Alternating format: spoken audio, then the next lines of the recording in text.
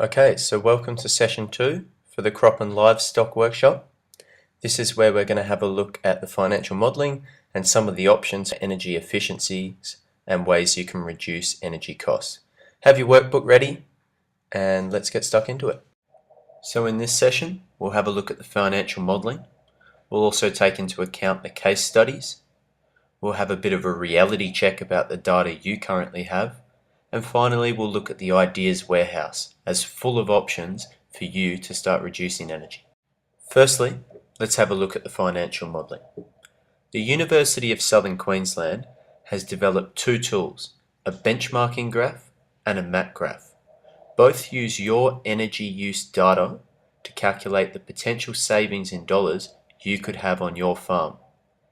They're used as tools to help you prioritise and communicate practice changes or new energy efficiency options. So let's run through what the benchmarking graph involves.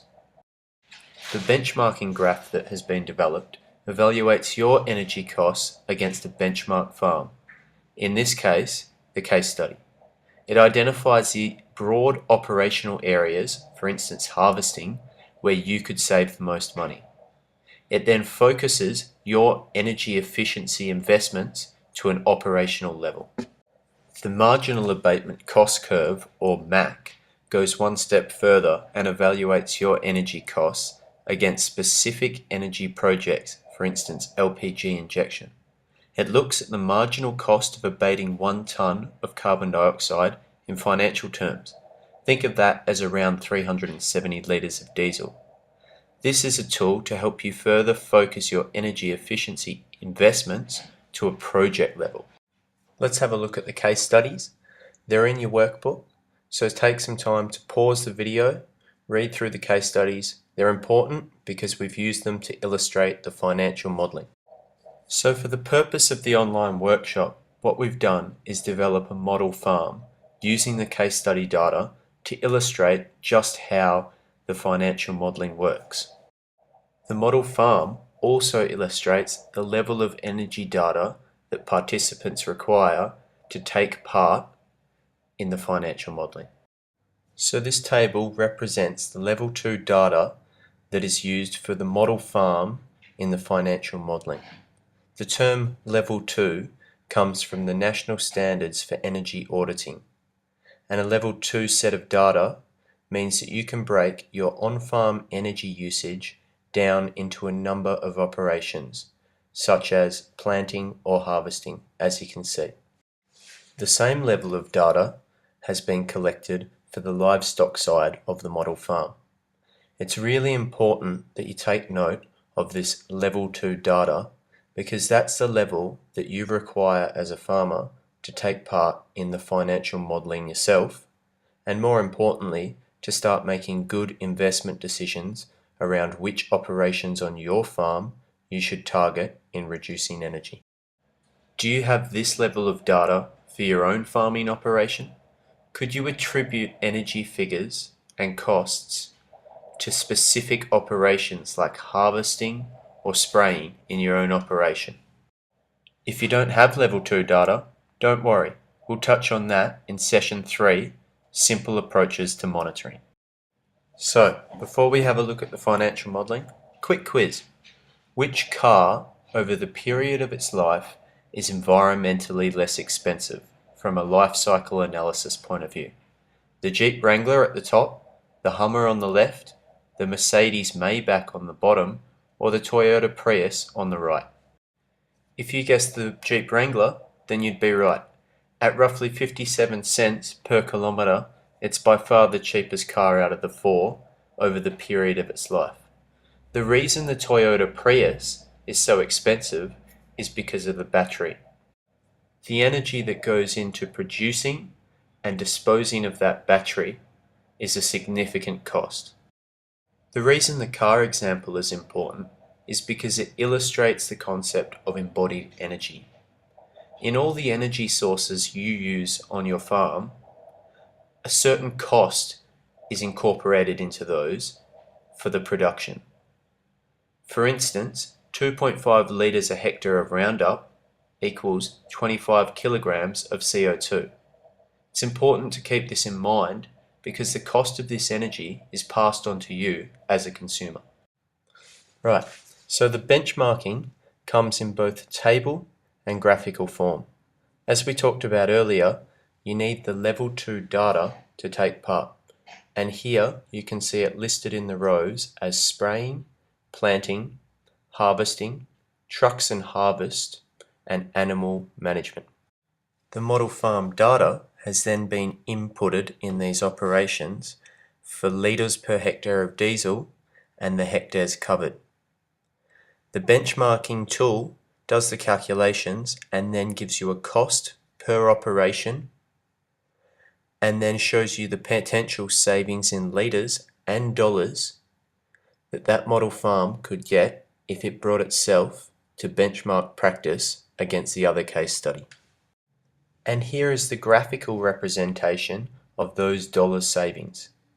This model farm would focus on harvesting, spraying, and planting as the 3 major areas of operation to reduce energy in. The benchmarking graph is a great tool in that it prioritizes which areas of your farm you should focus on in terms of better energy management.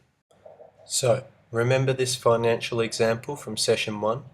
It's important that we reiterate this because the previous graph just showed the amount you could save in variable costs for different operations like harvesting or fertilizing. So if we take the same logic and apply it to the average farm data, you can see that a 3% decrease in variable costs results in a 35% increase in net profit. That's why we're focusing on energy efficiency and reducing costs in this project, because of the significant benefit it can have to your farm's profit margins. So the benchmarking graph was a tool to help you prioritize which operations on your farm are the best to target for reducing energy use. Let's take a look at the marginal abatement cost curve, or MAC graph now. So the MAC is a tool to help you prioritize which energy saving projects will best suit your farm. As you can see, the table is similar to the benchmarking table. The only difference is down the left hand side, rather than farming operations, it evaluates energy reduction projects. So instead of harvesting or spraying, for instance, it looks at LPG injection for the truck, vehicle replacement, or variable rate technology. So the MAC graph represents the return on investment of those particular projects. So anything below the line is worth doing, as it will abate carbon and therefore save you money. What you're looking for here is the 1 or 2 energy saving projects below the line that will best suit your farm and save you the most money. You do that by looking at the area each project takes up on the graph. So in this instance, it would be the 2 options on the left hand side. The specific projects that the MAC evaluates have all come from the Ideas Warehouse. The Ideas Warehouse is an online database of energy efficiency practice changes and technologies that you could implement on your farm to reduce energy use. It's a great resource and it links to further research on each option or project.